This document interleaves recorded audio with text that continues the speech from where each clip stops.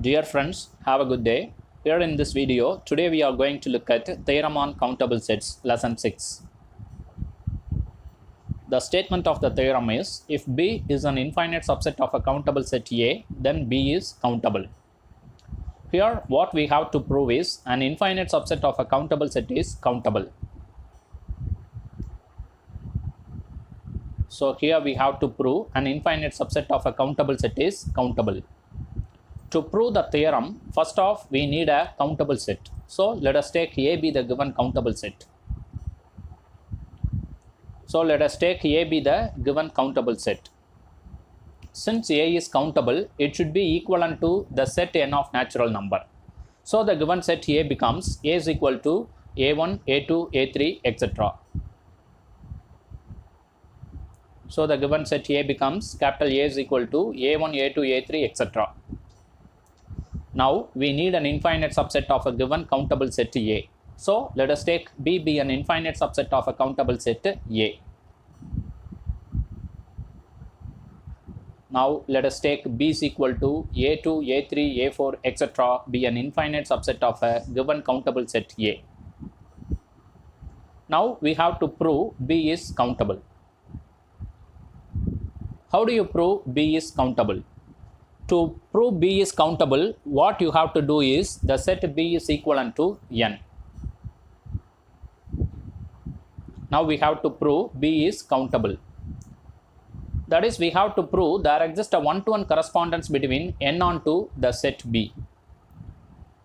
To prove the set B and n are equivalent, what you have to do is construct a function f from n onto B and then show that that function is a bijective. So construct a function f from n onto B. Now what you have to do is, we have to prove this function is a both one-to-one and onto function. Here note that n is equal to 1, 2, 3, etc. is a set of all natural number, and B is equal to A2, A3, A4, etc. is a infinite subset of the given countable set. Now construct a function f from n onto B, which has been shown in the given diagram. This is the set of all natural number n, and this is the given infinite subset of a countable set. B is equal to A2, A3, A4, etc. Now map 1 onto A2 and map 2 onto A3 and map 3 onto A4.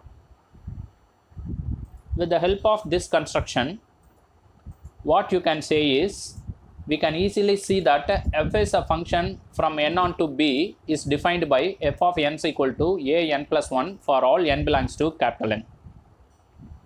So every element n belongs to capital N, there exists a distinct image in B, and also every element of B, there exists a unique pre-image in N. So with this structure, you can easily say that the function f is both one-to-one and onto. Thus f is one-to-one and onto, therefore B is equivalent to n, hence B is countable. Hence an infinite subset of a countable set is countable. That's all.